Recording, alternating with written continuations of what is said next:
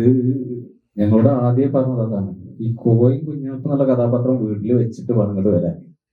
അതിൽ വന്നിട്ട് ആ സാധനം നടക്കില്ല. അത് റീല് വേറെ, സിനിമ വേറെ. സിനിമയിൽ മീറ്റർ നമ്മൾ നല്ലോണം കുറക്കണം, റീലത്തെ മീറ്ററോട് കൂടെ ഇടാൻ പറ്റില്ല.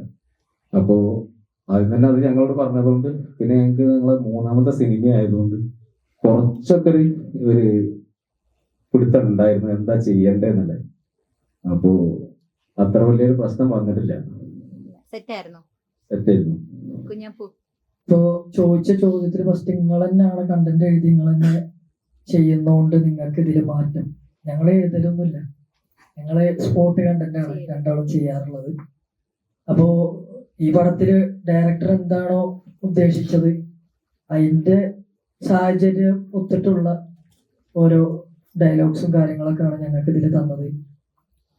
എടുത്തു പറയുന്നത് മാക്സിമം ഞങ്ങൾ ഇതിൽ മുതലാക്കിയിട്ടുണ്ട് ഡയറക്ടർ. കാരണം എന്താ വെച്ച് കഴിഞ്ഞാൽ ഞങ്ങൾ രണ്ടാളുടെ കയ്യിൽ എന്തൊക്കെയുള്ളത് എന്നുള്ളത് എല്ലാ വ്യക്തിയിലും മൂപ്പയ്ക്ക് അറിയാം. അപ്പൊ അതുകൊണ്ടാണ് ഞങ്ങൾ ഈ പടത്തില് വേറൊരു തന്തിമോനല്ലാത്തൊരു രീതിക്ക് ഞങ്ങൾ ഇതിൽ ചെയ്തിട്ടുള്ളത്. ഒരിക്കലും ഇല്ല, കാരണം ഇത് ഡെയിലി പ്രാക്ടീസ് ആവുന്നതുകൊണ്ട് ഞങ്ങൾ ഈ 1.5 മിനിറ്റിന്റെ റീലിന്റെ ഉള്ളില് പല കാര്യങ്ങളും ഞങ്ങൾ ഉൾക്കൊള്ളിക്കുന്നുണ്ട്. കോമഡി ആണെങ്കിലും സെന്റിമെന്റ് ആണെങ്കിലും എല്ലാം. അപ്പൊ ഈ പടത്തിലും എങ്ങനെയൊക്കെ മൂപ്പര് ഉദ്ദേശിച്ച പോലെ ഞങ്ങളെ കൊണ്ടും ആ സെന്റിമെന്റും കാര്യങ്ങളൊക്കെ ചെയ്യാൻ പറ്റിയിട്ടുണ്ടെന്ന് ഞങ്ങൾ വിശ്വസിക്കുന്നു. ഇതൊക്കെ നിങ്ങളാണ് പറയണ്ടത്. നിങ്ങൾ ആദ്യം പടം തിയേറ്ററിൽ പോയിട്ടൊന്ന് വാച്ച് ചെയ്യാം.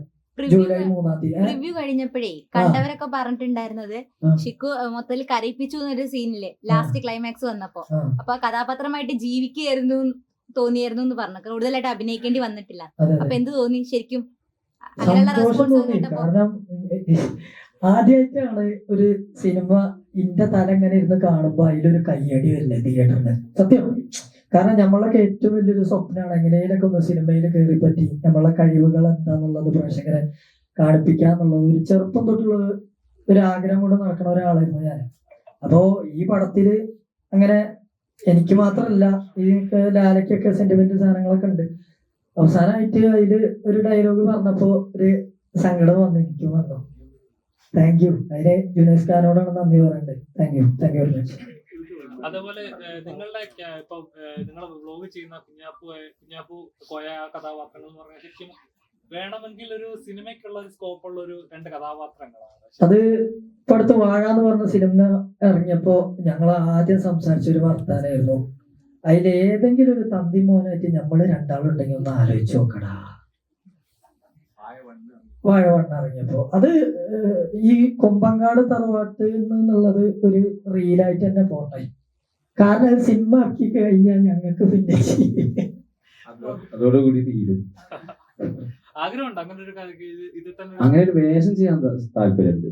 വയസ്സായിട്ട് തന്തി മോനായിട്ടൊരു വേഷം ചെയ്യാൻ നല്ല താല്പര്യമുണ്ട്. പ്രായമുള്ള ഒരാളെ വേഷം ചെയ്യാൻ സിനിമയിൽ അവസരം കിട്ടിയ സ്പോട്ടിൽ ഞാൻ പോകും.